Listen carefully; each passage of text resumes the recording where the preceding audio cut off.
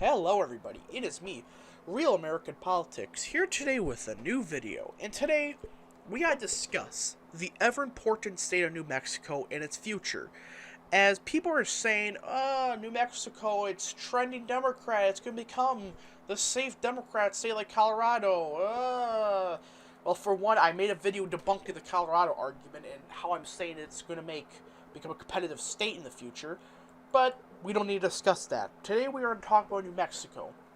Now, the reason I am talking about New Mexico and why I'm telling people, hey, 2024, 2026, 2028, wait out for those election cycles and see what happens with New Mexico. I'm saying this because I firmly believe Trump is about to make the biggest breakthrough with any demographic in the history of the Republican Party. This demographic is, of course, working class Hispanics. Now, I mentioned this in the Colorado video, but in a nutshell, a lot of the working class Hispanics are flooding over to Trump. Trump is the law and order candidate. He's the candidate for the economic recovery, etc. A lot of them are just going to Trump because A, they don't trust Biden on the economy, and B, they want Trump to be tough on law and order.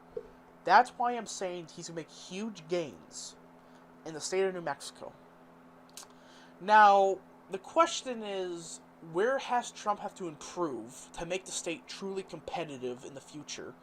Well, there is some areas. Some obvious areas, and some kind of interesting areas, to say the least.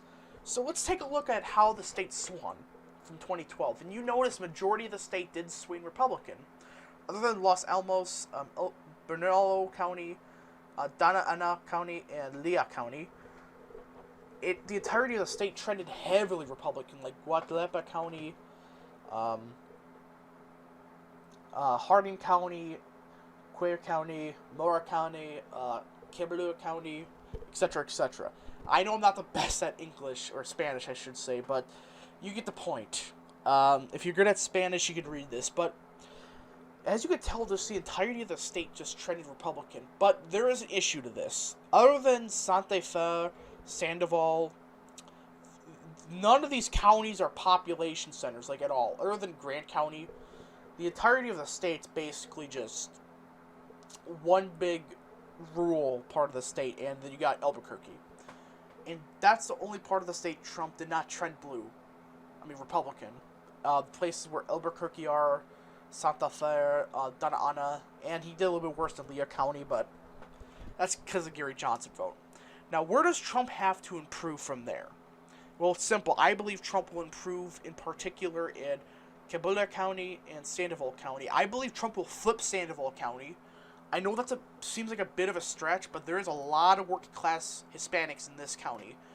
And this is perfect for where Trump's making his biggest gains with. Hispanics, in particular, working class Hispanics. Now, I believe he will flip it. Does it mean he's going to win the state? Absolutely not. He's not going to win the state.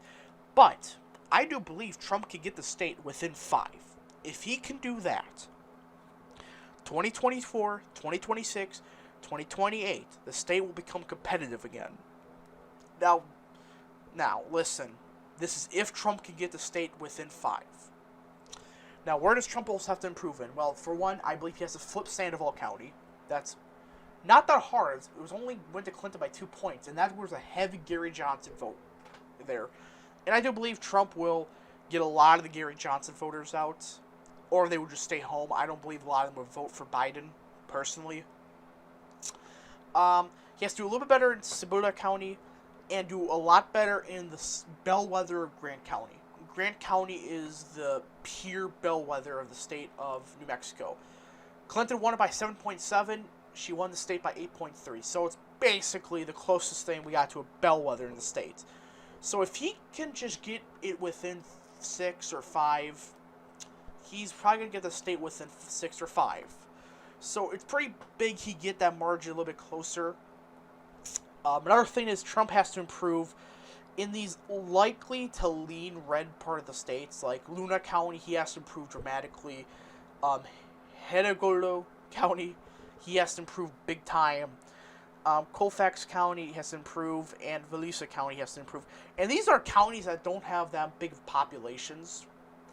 but they have a good chunk of what Trump's base will look like now. Working class Hispanics, lots of religious people in these counties. And also another thing for Trump is he has to absolutely max out turnout in the rural part of the state. Now again, a lot of these counties, they don't have many people, like the Baca County. He only got 620 votes here. Quarry County, he only got 2,000 votes. But if he just maxes out and improve in this part of the state, and there's a lot of religious people in this part of the state, the western half is fairly religious. So if Trump can just improve a lot with religious vote, and which he should improve with evangelical vote, the Catholic vote, the Protestant vote, etc. Because of his pro-life stance, there's a lot of pro-life people in the state of New Mexico. So if he just improves in this part of the state, improve in Sandoval County, do better in Grand County, Colfax County, and maybe make a push to make Donna Ana County a little bit tighter, and Albuquerque, that's Bernalillo County, which I think Albuquerque will trend a little bit Republican, probably by a point or two, so this county will trend a point or two. So, in a nutshell, I believe Trump will win the state, not this year. He can win, I think he's going to flip Sandoval, and maybe flip Cibolo County, which are two huge counties you want to flip if he wants to win the state. And yeah, you can make the case, oh no, it's trending Democrat. Well, definitely Cibola is not trending Democrat for that election. Same thing with Sandoval. It kind of stumped the trends a little bit. So yeah, that is the possibility for Trump. For Biden, he basically just needs to do good at Albuquerque, the county of Donna Ana, in the county of Santa Fe, and just make sure he doesn't screw up in the rest of the state, and he should win the state by more than 5. Now, what does the future show for this state? Well, in 2024, I believe it will become a pure toss-up, because if Trump does make these huge gains with Hispanics that are working class and make huge gains with religious Hispanics, the state will be highly competitive. You will see Grant County come down the wire, Donna Ana County go down the wire, Guatemala County go down the wire. You would have Sandoval and Cibolo County lean to likely red margins. So yeah, it's a fairly interesting state Republicans should target, because there's a lot of gains to make here, and quite frankly, they could seriously flip this state if they really put effort into it and make those gains with working class Hispanics, which Trump is setting them up to do. So as long as Republicans pick someone that appeals to the working class, they will have New Mexico as a toss-up in 2024, 2026, 2028.